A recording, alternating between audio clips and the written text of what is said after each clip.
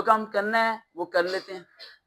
आप अब रो रो के करोगे, किसी दिन 12 बजे 2 बजे हमें छुट्टी मिल जाए, हम घर चले जाएं, आपसे वो काम हो ही नहीं पाएगा। आप उसे शौक से करो, जो काम जो सब्जेक्ट आप पढ़ाते हो आप उसमें ऐसे एक्सपर्ट बन जाओ कि अगर आप किसी अदारे को छोड़ के जाओ तो वो अदारा तरसे कि यार इस जैसी टीचर दोबारा नहीं मिलेगी। वो ये जब भी होता है जब आप उस चीज के लिए वर्क करते हो अपने पर। जैसे कि उर्दू की टीचर है, उर्दू की टीचर आप हैं, हाँ उर्दू की शेर की तशरीह करती हैं आप, 2 शेर लिखती हैं और आप तशरीह कर देती हैं। टॉपर कभी 2 शेर की तशरीह नहीं करता, 2 लाइनों की। टॉपर पहले 1 लाइन लिखता है, उसकी तशरीह करता है, दूसरी लाइन लिखता है, फिर उसकी तशरीह करता है। हमें अपने आप को खुद सिखाना है। जो टीचर सीखते नहीं है ना, मैंने एक डिवीजन का क्वेश्चन एक 7th क्लास की बच्ची से सीखा था। वो 7th क्लास की बच्ची कैलकुलेटर के बगैर डिवीजन कर रही थी और मुझे बहुत अच्छा लगा। मुझे नहीं आता था, मैंने कहा बेटा मुझे सिखाओ, उसने सिखा दिया। आप भी कभी-कभार ना क्लास में बच्चों को कहा करें बेटा मुझे सिखाओ आप उसे सीखा करो आप। और मैथ के जो टीचर्स हैं, उनकी सबसे बड़ी मैथ की टीचर है कोई यहाँ पे?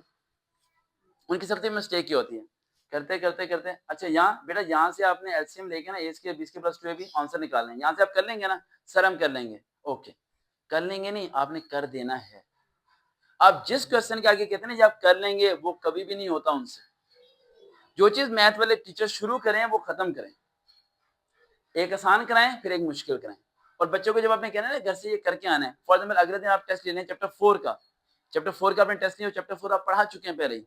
आपने उन्हें कहना है कि बेटा अपनी होमवर्क कॉपी ओपन करें, जो आपने लिखा हुआ है आपने वहां से रिवाइज करना है। अगर आपकी क्लास के सारे बच्चों ने मैथ का होमवर्क कॉपी ओपन करके रिवाइज कर लिया, आप मैथ ना भी समझाए वो पास है। मैं आपको वो ट्रिक बता रहा हूँ जिससे आपका रिजल्ट 100% आएगा। इस बार जब रिजल्ट आएगा आप खुद देखिएगा, इन चीजों को अप्लाई करके देखिएगा। और मैं कोशिश करूंगा कि बोर्ड के पेपर से पहले 1 वीक में विजिट करूँ गर्ल्स बॉयज को, मैं मार्क ही करके चला जाऊँ क्वेश्चंस, ठीक है, ताकि रिजल्ट उनका मेंटेन रहे। आपका 100% रिजल्ट लेके आना कोई मुश्किल काम, ये ऐसे एक माइंडसेट है बंदे का कि बहुत मुश्किल है, पता नहीं कैसे होगा, ये होगा वो होगा। एक सिंपल एक और स्ट्रेटजी बताता हूँ आप टीचर्स के लिए, जिसे आप लोग खुद भी फॉलो कर सकते हैं। जैसे कोई भी सब्जेक्ट है, अभी तो न्यू बुक्स आ गई हैं, ओल्ड बुक्स की बारे में बात कर रहा हूँ। अब जैसे 2026 चल रहा है, आपने हमेशा ओल्ड नंबर पे जाना है। किस नंबर जाना है? Old number. 2025 2023 चले गया। जाने के बाद आपको जो भी सब्जेक्ट है, मैथ है, उर्दू है, इस्लामियत है, आपने उस साल के 2 साल पेपर अपने बोर्ड के डाउनलोड कर लेने हैं। सुबह के और दोपहर के डाउनलोड कर लिए, 4 पेपर हो गया आपके पास। हर पेपर के सामने आपने क्वेश्चन के आगे ये लिखना है ये चैप्टर किस चैप्टर से लिया गया था। आपने जब लिखेंगे चारों पेपर के आगे चैप्टर्स, पॉइंट समझ आ रहा है मेरा पॉइंट? दोबारा रिपीट करता हूँ, ये पॉइंट समझिएगा, ठीक है। अगर इवन नंबर चल रहा है तो आपने ओड नंबर पे जाना है, और अगर ओड नंबर ईयर चल रहा है तो आपने इवन नंबर पे जाना है। पिछले 2 ईयर्स के पेपर सुबह के दोपहर के आपने डाउनलोड कर लिए।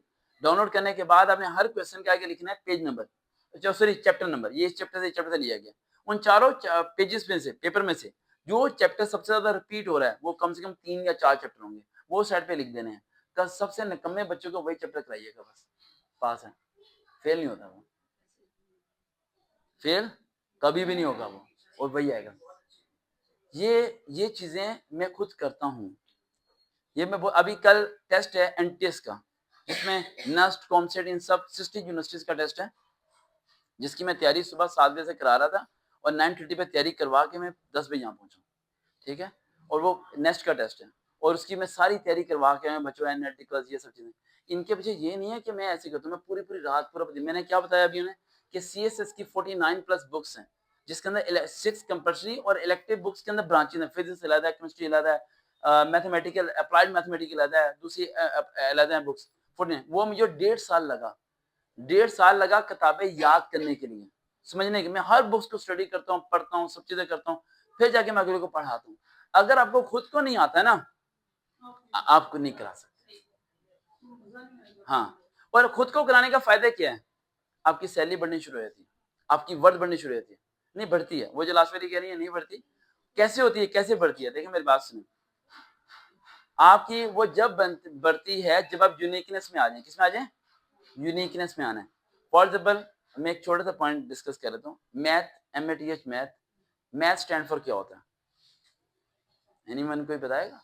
अभी आपको वो यूनिकनेस बता देता हूँ आपको कि अगर मैं, हाँ क्या, अगर वो मुझे क्वेश्चंस कह रही हैं तो हमें क्या है, हमें डिफरेंशिएट होना पड़ता है ना, थोड़ा हमें डीपली जाना पड़ता है चीजों के अंदर।